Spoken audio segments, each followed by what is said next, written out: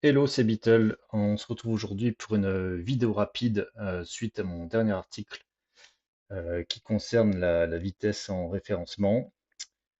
Et pour reposer un petit peu le contexte, c'est vrai que Google met l'accent depuis beaucoup d'années, je crois que depuis 2010, sur le fait d'avoir des sites rapides, surtout à l'ère du mobile.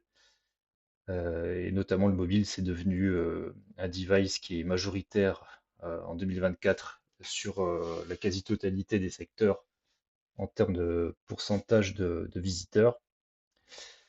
Et donc, en fait, la problématique du jour, c'est de savoir s'il y a une vraie corrélation entre le ranking des sites et leur performance. Et vous allez voir que c'est un peu plus subtil que ça. Donc, pour illustrer ça, j'ai pris une catégorie de requêtes qui est assez concurrentielle et qui concerne les croisières. Euh, donc voilà, j'ai fait un extract en fait sur l'outil SEO Observer. Et sur cet écran-là, pour les débutants, vous voyez en fait le classement des URL de Google sur la requête croisière. Donc là, c'est un classement qui a été fait là pour la vidéo. Donc sur les 10 premiers sites, vous avez les métriques donc de l'URL avec en très gros résumé l'autorité de l'URL et le nombre de liens qu'il y avait elle. Et ensuite le root domaine, c'est-à-dire le site, le domaine, qui permet de voir l'autorité du domaine et qui souvent peut compenser, comme c'est le cas ici pour Carrefour par exemple, une URL qui a une autorité plus faible. Bon, c'est pas le sujet, mais tout ça pour dire que j'ai donc récupéré toutes ces URL-là et je les ai mis dans un outil qui s'appelle expert.com qui permet de bulk checker le page speed de plusieurs sites internet. Donc il y en a plein d'autres qui existent, hein, mais voilà, celui-là est sympa. Donc il est en lien dans l'article. Et donc pour ça, donc je suis allé un peu plus loin pour le test. Donc dans l'article, vous verrez d'ailleurs la quasi-totalité du test. Mais, mais là, en gros, toute la SERP a été testée.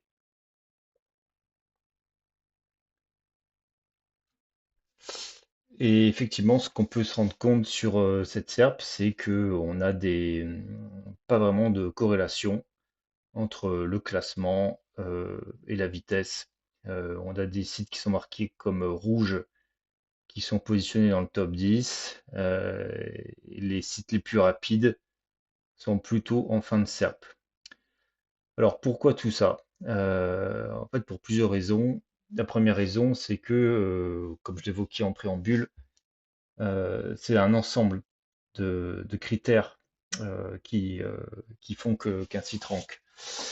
Et là, pour illustrer ça, je vous ai montré un petit comparatif sur l'importance d'avoir une marque forte.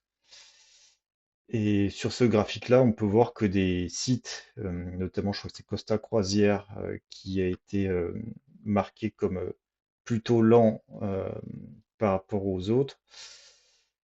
C'est une marque qui est tellement recherchée, qui fait de la pub télé, voilà, très souvent, euh, que du coup la recherche marque et le CTR, donc le taux de clic, peuvent compenser en fait un site qui est lent.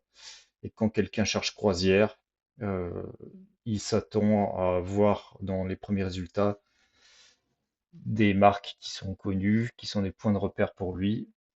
Et donc voilà, quelqu'un qui a vu par exemple une pub télé Costa Croisière, ça va pas le choquer de cliquer sur le site et d'attendre que le site s'affiche.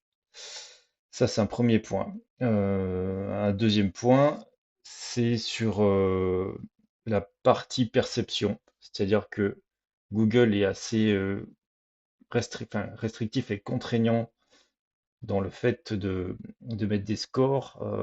Vous avez souvent sur certains secteurs des scores qui sont mauvais. Donc, je les mets plus bas dans l'article pour illustrer.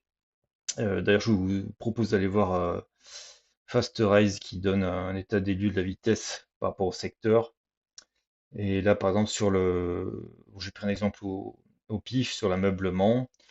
Euh, ben voilà, vous avez dans les stats la majorité des sites leaders qui ont un score qui est considéré comme mauvais. Donc, faut faire attention que les sites les mieux classés, c'est pas forcément ceux qui ont les meilleurs scores, pour les différentes raisons que j'ai évoquées. Et en fait, ce qui compte beaucoup, c'est que ça dégrade pas l'expérience client. Et donc, quand vous vous rendez sur un site, voilà, par exemple, on va y aller tout de suite, euh, sur Costa Croisière, où est-il? Il est là. Voilà. Est-ce que l'affichage en termes de vitesse, voilà, est-ce qu'il est vraiment catastrophique? Donc, on a vu qu'il y avait un petit lac blanc euh, au début, mais franchement, voilà, ça va. Euh, Ça va, donc si j'ai vu la pub, je veux voir les prix, donc ça va pas me gêner d'attendre quelques secondes que le site s'affiche. Donc ça, c'est un point qui est important parce que si on est vraiment, si on veut vraiment voir la promo, euh, enfin, on ira jusqu'au bout.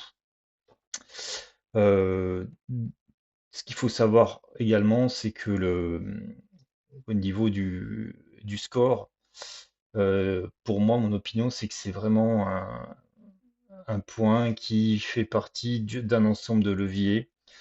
Et donc, ce qu'il faut regarder, c'est que est-ce que votre score de page est acceptable par rapport aux concurrents?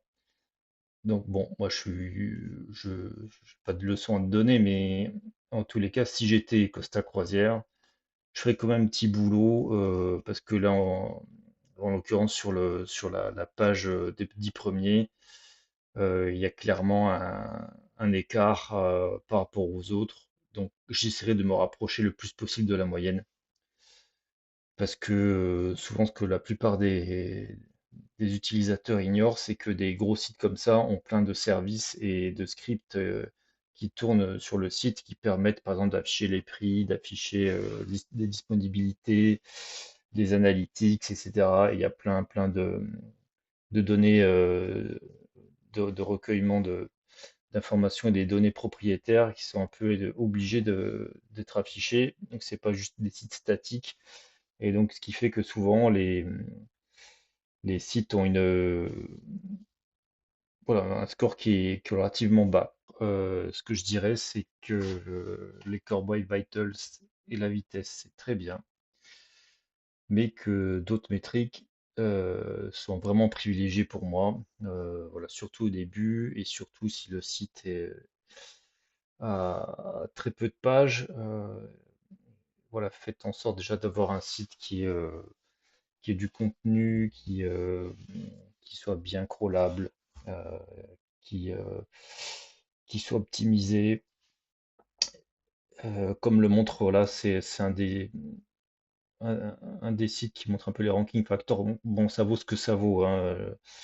C'est pas, voilà, c'est pas scientifique, mais ça vous donne une idée un peu de tous les leviers et de leur poids possible dans les critères de ranking. Et on voit que le page speed, voilà, c'est loin d'être le facteur le plus important. Ça peut être un facteur qui est différenciant si jamais voilà, d'autres concurrents sont au taquet. Je pense notamment au secteur de la presse ou du e-commerce type Amazon. Donc là, oui, c'est clairement un truc à privilégier, ne serait-ce que pour l'expérience client. Mais pour le reste, voilà, travailler tout le reste, il y a de quoi s'amuser. Et, et voilà, n'oubliez pas les fondamentaux, même si la vitesse c'est important. Voilà, c'est tout pour moi. À très bientôt.